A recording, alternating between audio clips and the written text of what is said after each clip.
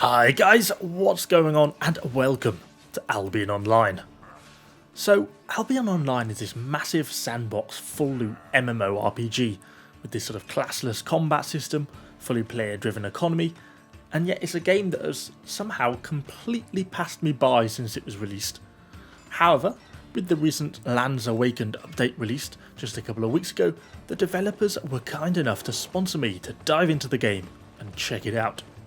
The game itself was actually released back in 2017 after a successful crowdfunding round, but it was actually released as a pay-to-play game, and it only actually went to free-to-play in 2019.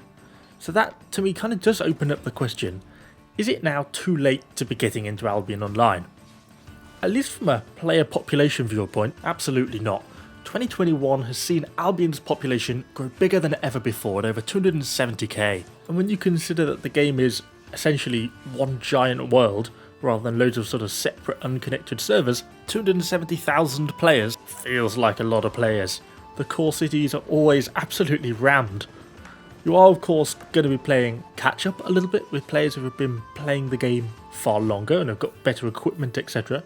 But testing out the starting game is really what I want to cover in this video. So what is it for me that sets Albion Online apart from the myriad of other MMORPG games that are out there? One part of this has got to be the classless weapon system. You don't pick a class or spec attributes. If you want to be a heavy armor knight, then equip plate armor, equip a sword. Want to be a mage, then equip a staff, or even a sort of hybrid of the two. You are very much what you wear. The equipment you equip determines your class. The equipment level that you can actually equip, though, is determined, and its sort of efficiency is determined by your skills leveling, on perhaps the most enormous skill wheel I have ever seen. As you progress down different branches of the skill tree by completing certain requirements, you'll unlock the ability to use new equipment and proficiencies. All this does, at least initially, feel a little bit overwhelming to a newcomer like me, but actually it really wasn't that long before I was sort of throwing myself into my first solo expedition. Although, before we really kind of dive into that and the combat a little bit, now seems like a good point to talk about the fact that Albion Online isn't a quest-based game. You'll not be walking from quest marker to quest marker, at least once you've got through the tutorial bit. It's a sandbox game. You set your own quests, from solo expeditions to guild fights over territory, resource gathering and crafting if that's more your side of thing, PvP fights in the Outland. You decide how you want to play the game, you decide where you have fun. But anyway, back to this expedition and the game's combat system. Unlike some MMOs, you don't get millions of abilities to spam. Each weapon and armor piece gets a few abilities which you can pick from, and then that sort of slots into the taskbar along the bottom, as we can see as we're now sort of running through this expedition. You can then make use of sort of a handful of different abilities, so some are like passive healing abilities, some of my armor pieces have plus 3% defense, some of them provide me with an active healing buff, so there I go, I'll use it now. Because I took some damage in that fight, I can activate that, get myself healed back up a little bit, and then back into combat. I am finding there's a little bit more to it than meets the eye, particularly when you want to avoid incoming spells or cause interruptions, then timing your abilities is a lot more than just spamming them as soon as they come off cooldown. And now kind of in this part of the dungeon, really just fighting through to get towards the end. When we get onto the end level boss, then things certainly get a little bit more challenging, and you can find yourself quite easy to get yourself killed. Thankfully in these dungeons you can actually just respawn. You're not in a PvP environment, so you don't lose everything by dying here.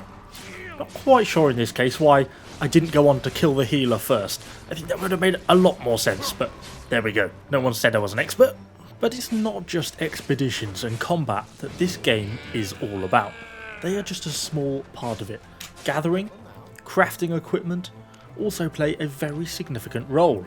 You can even have your own little island where you can build your own crafting benches, set NPCs to work, farm carrots, and probably other seeds as well, but I just love carrots. Even had a go at breeding some chickens. Most resource gathering though is going to be happening out in the biomes surrounding the cities. You normally seem to be able to find low level resources in these blue zones, but from what I can tell, you're completely safe from other players attacking you in these zones, unless you actually flag yourself. In yellow zones, you can be attacked by other players, but you'll only get knocked down. You do take some durability damage to your equipment, but it's far better than dying, such as in the red zones. If you die in a red zone, then you're going to drop your full inventory and everything that is equipped upon death. But in these high level zones, in these red zones, that's where you're going to be finding the higher level resources. The tier 6 resources, and then I think it goes tier 7 and tier 8 resources in the black zones. So it's kind of a risk-reward balance. This is a full loot PvP game. That kind of is the point. And so you have to take the risks if you want to get access to the high level resources. Next up, I want to talk crafting and the economy. As I briefly mentioned at the start of the video, the game has an entirely player-driven economy. That means every armor piece, every weapon, every cape you buy at the market has been made by another player. Even more interesting though is how this then goes on to connect to the game's black market. Essentially, this is where the mobs buy their loot from, as players can sell to the black market. If the black market starts to run out of stock, then prices go up. The prices it's offering to buy items from other players, that is. Then as the prices go up, a player will sell an item to it. That item can then be dropped by a mob when you kill it in the world. In short, this prevents the game from just creating items out of thin air and helps to keep the player economy in check, alongside item durability, which eventually results in items being destroyed, so there's not an endless creation of items. So, what activities are there to do in Albion Online? Well, there really should be something for everyone. There's plenty of PvE stuff, from dungeons, solo expeditions, group expeditions, open world dungeons, world bosses, tons of gear crafting, resource collection, the whole crafting side of the game. We also have a lot of stuff for PvP players. Hellgates, territory wars, open world PvP, duels, corrupted dungeons, guild battles and guild v guild battles. My point being that there really should be something there for everyone, no matter your playstyle or sort of what you want to get from the game. And a lot of effort has been really put into expanding the solo player experience more recently, and it does show. So what about monetization in Albion Online? Because the game was essentially set up and originally intended to be a buy to play, none of the content is gated. Everything in the game can be done by a free to play player. The game does, however, offer a premium subscription, give you a number of benefits from faster fame gathering to increased crop yield, essentially allowing you to progress faster. The game does allow you to sell gold, the in-game premium currency, to other players for silver, which essentially does allow you to buy currency for real money, which does sound a little bit more dubious. But then, I suppose, by including it in the game, it does cut out third-party gold sellers, which I suppose is always a good thing. So, in an effort to sort of sum up my experiences so far, I want to try and draw some conclusions and sort of ask the question, is Albion Online worth playing?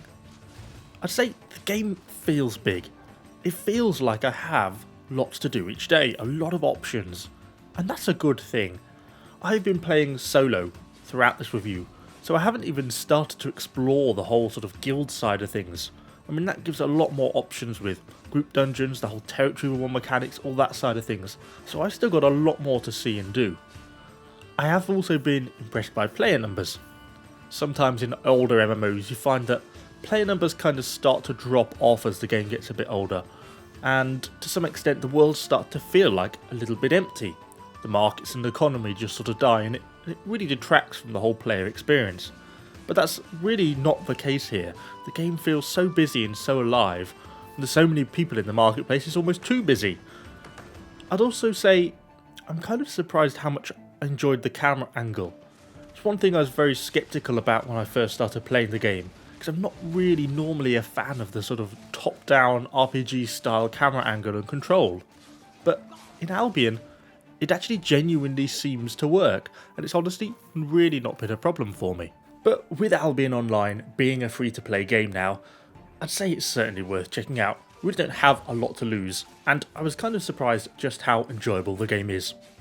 Finally, big thanks to the devs for actually sponsoring this video. It was cool to be able to actually get into a game that had somehow passed me by, so big thanks there. Finally, we'll have a little bit more Albion Online content still to come, so do subscribe to the channel, and I shall see you guys all on the next video.